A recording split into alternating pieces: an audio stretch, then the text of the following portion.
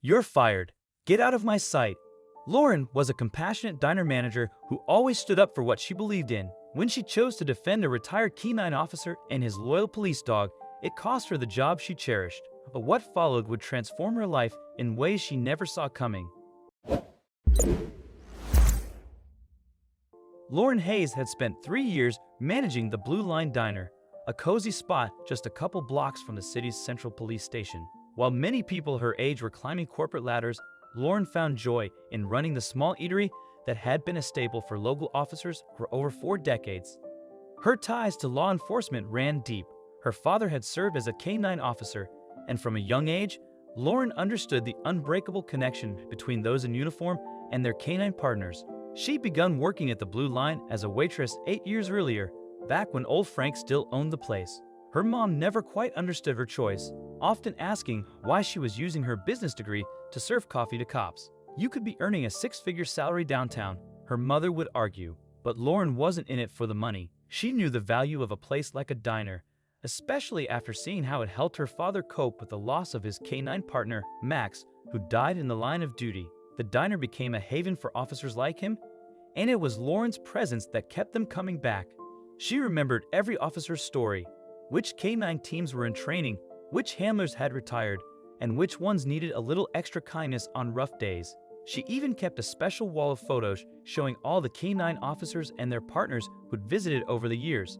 One of their regular customers was Officer Tom Whitaker, a retired K-9 handler who often came in with his aging police dog, Shadow. After 9 years of service, Shadow's muzzle had gone gray, but he still carried himself with the quiet dignity of a working dog. When Tom first started coming to the diner after retirement, he could barely talk about losing his badge. Shadow would stay pressed against his leg, helping him adjust to civilian life. Everything started changing 3 months ago. When Blue Line Diner was bought by National Food Corp, the local touches began disappearing. Corporate menus replaced old Frank's handwritten specials. Standardized decor took the place of police photos. Lauren had managed to keep some of the old spirit alive, bending corporate rules to maintain the diner's heart. But then came Ms. Elaine Carter, the new district manager, known for streamlining local restaurants into perfect corporate clones. She'd already shut down 3 other beloved diners for brand non-compliance. What Lauren didn't know was that everything would change the next morning. That morning started like any other. Lauren was helping Tom and Shadow to their usual corner booth while the morning police breakfast rush filled the room. Shadow's gray muzzle showed his age, but his training still showed in the way he carefully positioned himself to guard Tom. That's when Miss Carter burst through the door, tablet in hand, designer heels clicking sharply on the worn floor. She stopped dead at the sight of Shadow. "What is that animal doing in my restaurant?" Her voice cut through the morning chatter. "This is a direct violation of corporate policy." Lauren watched as Tom's hands began to tremble, the same way her father's did after losing Max. Shadow pressed even closer to his leg, sensing the distress. "Miss Carter," Lauren said calmly, stepping forward. "Shadow is a retired police K-9. He served the city for 12 years. These officers are our regular customers. I don't care if he's the police commissioner's dog," Carter snapped. "Corporate policy clearly states no animals, no exceptions. Either the dog goes, or we'll pull your franchise license, effective immediately." The diner went silent. Every officer present watched the scene unfold, coffee cups frozen halfway to their lips. Lauren's heart pounded, but she stood her ground. "Miss Carter, these officers are our family. They've been coming here for years. Family doesn't pay the bills," Carter cut in, scrolling on her tablet. "Your numbers are already below corporate standards, and now this," she gestured at Shadow. "This isn't some small-town coffee shop anymore. This is National Food Corporation." Tom stood, dignity fighting through trembling hands. "I'll leave. I don't want to cause trouble." "No," Lauren said firmly. Her father's words echoed in her mind. "Some battles are worth losing everything for." Carter narrowed her eyes. "Excuse me?"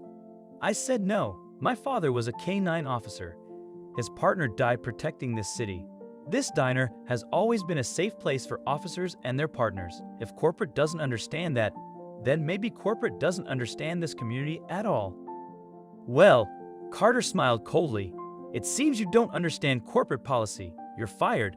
Clear out your locker. And you," she pointed at Tom and Shadow, "are banned from the premises." Lauren's hands trembled as she untied her apron. 8 years of early mornings, of knowing every officer's coffee order, of keeping the diner a haven for the city's finest, gone in an instant.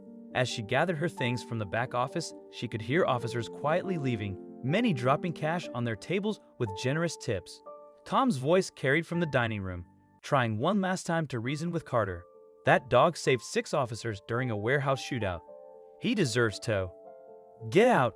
Carter's voice was ice. Lauren walked out with her head held high, the way her father taught her, but inside, her stomach churned. Rent was due next week. Her savings wouldn't last long. Still, she wouldn't apologize for doing what was right. Then she heard it, sirens. Not just 1 or 2, but dozens.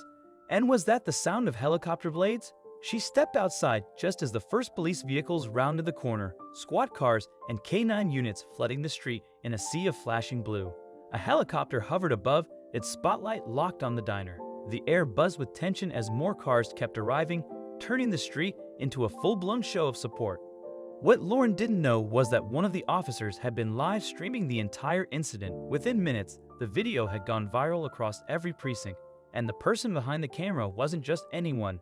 It was the police chief's daughter, who had come in for her regular morning coffee.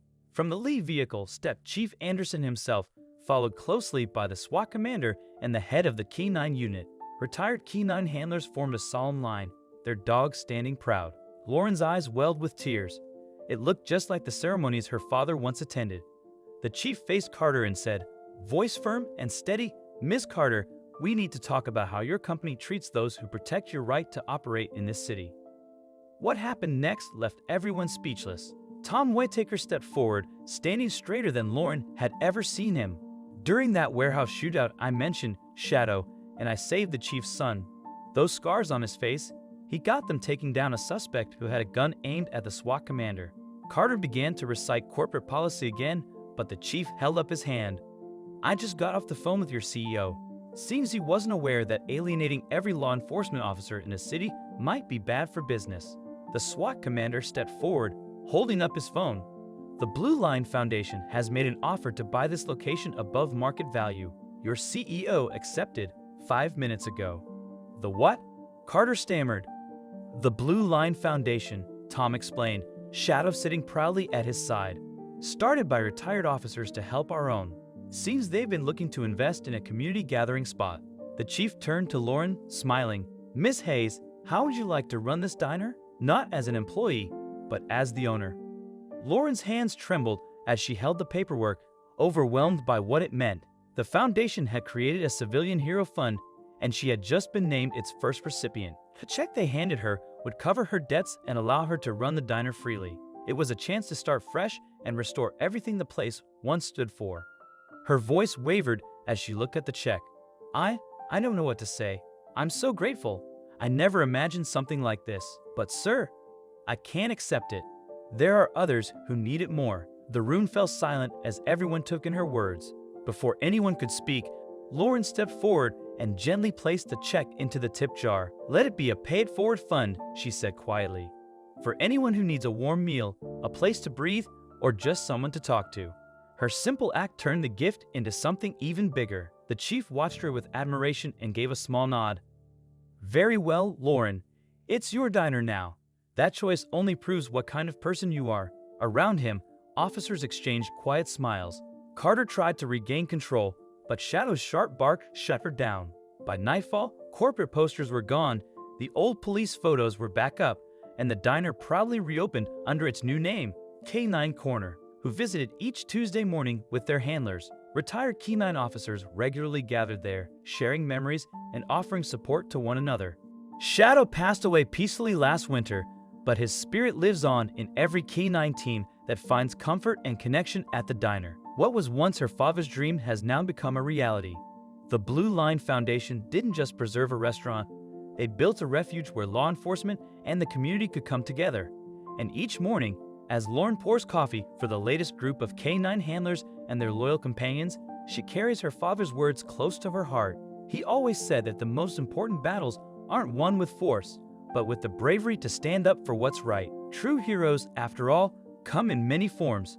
Some wear uniforms, some walk on 4 legs, and some simply have the heart to defend both. That morning, Lauren proved that the strongest community ties aren't forged by business models, but by the courage to protect what truly matters. What are your thoughts on this story? I'd love to hear your opinions, so please share them in the comments section below. Also, don't forget to like, share, and subscribe to our channel for more captivating stories. Stay tuned for our upcoming content. See you in the next video.